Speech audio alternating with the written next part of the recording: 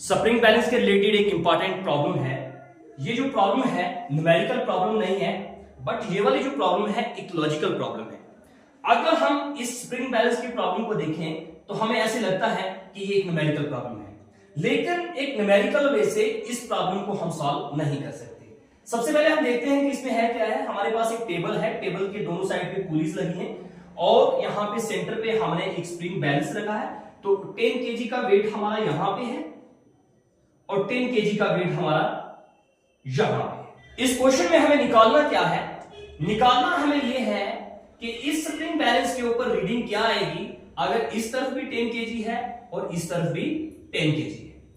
अब अगर हम देखें इस सिचुएशन को देखें तो हमें लगता है कि यहां पे मे बी यहां पे 10 और 10 20 भी आ सकता है, यहां पे ओनली 10 रीडिंग भी आ सकती है, इस तरफ भी 10 है, इस तरफ भी 10 है, यहां पे 0 भी आ सकता है।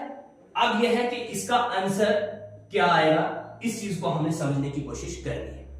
अगर हम इस प्रॉब्लम को देखें तो प्रॉब्लम से लगता है कि हमें कुछ मैथमेटिकल कैलकुलेशन करनी है, लेकिन इस प्रॉब्लम को सॉल्व करने के लिए हमने मैथमेटिकल कैलकुलेशन नहीं करनी, बल्कि एक लॉजिकल वे से इस प्रॉब्लम को हम सॉल्व करने की कोशिश करेंगे। सबसे पहले स्प्रिंग बैलेंस का एक छोटा सा सिंपल सा कंसेप्ट मैं आपके सामने लाता हूं। ये मेरे पास एक रिजिड सपोर्ट है। अगर मैं इस प्रॉब्लम को अच्छे तरीके से अंडरस्टैंड कर लेता हूं तो ये वाली प्रॉब्लम मेरे लिए क्लियर हो जाए। देखिए क्या है, ये है मेरे पास एक स्प्रिंग बैलेंस। इस स्प्रिंग बैलेंस के साथ में मैंने एक वेट लगाया है, 10 केजी का वेट लगाया और जाहिर सी बात है कि ये स्प्रिंग बैलेंस जो है ये 10 केजी, यहां पे 10 रीडिंग शो करेगी, क्योंकि यहां पे अगर 10 केजी है तो रीडिंग यहां पे 10 केजी आएगा। क्लियर है? अगर मैं इस धागे को यहां से काट देता हूं तो ये फ्रीली फॉलिंग बॉडी होगी और यहां पे इस स्प्रिंग बैलेंस में रीडिंग हमारी क्या होगी? 0 होगी। 2 केसेस आ गए। अगर इस धागे को यहां से बांधा हुआ है तो रीडिंग मेरे पास 10 आएगी। अगर मैं इसको कट कर देता हूं तो रीडिंग मेरी क्या हो जाएगी? 0 हो जाएगी। ये एक कंसेप्ट है, छोटा सा कंसेप्ट है। अब इसी कंसेप्ट को हम यहां पे अप्लाई करने की कोशिश करेंगे तो इस प्रॉब्लम को हम अंडरस्टैंड करेंगे। सबसे पहले अगर मैं इस रस्सी को यहां से काट देता हूं, अगर मैं इसको यहां से काट देता हूं तो just like a free falling body ये वाला वेट यहां से नीचे गिर जाएगा। ये क्लियर है?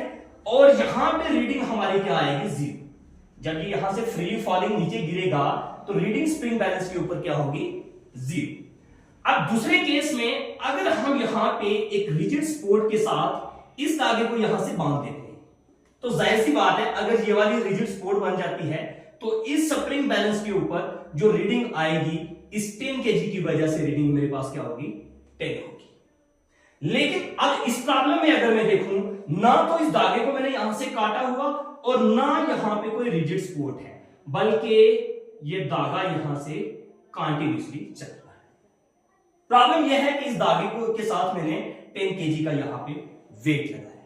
ये दोनों सिचुएशंस में यहां पे 0 भी था और 10 भी था, लेकिन अब यहां पे आंसर क्या आएगा हमारे पास? ये प्रॉब्लम है। अब देखिए मैथमेटिकली हम नहीं करेंगे बल्कि इसको लॉजिकली समझने की कोशिश करेंगे। अब क्या हुआ, सपोज करते हैं कि अगर इस साइड पे मैंने 8 केजी रखता हूं, 1 केजी, अगर मैं यहां पे 1 केजी रखता हूं तो ये क्लियर है कि ये वाला जो वेट है ये ज्यादा है।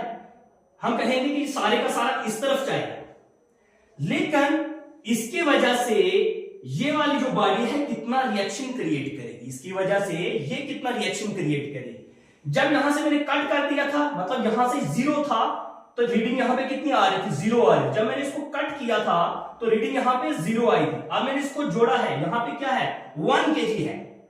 चाहे इसका वेट यहां पे ज्यादा है लेकिन यहां पे रीडिंग क्या आएगी? 1। अगर मैं इसको इंक्रीज करके 2 करता हूं, चाहे इसका वेट ज्यादा है बट यहां पे रीडिंग क्या आएगी? 2। इसकी वजह से जो रिएक्शन यहां पे क्रिएट होगी कितना होगा? 2।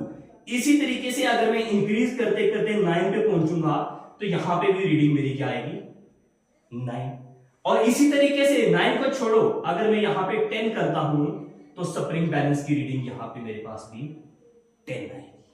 अब इस चीज को हमने लॉजिकली क्लियर किया है कि अगर इस साइड 10 है, इस साइड 10 है, तो इस वेट की वजह से उसके ऊपर जो एक रिएक्शन फोर्स लगेगी, वो कितनी होगी 10।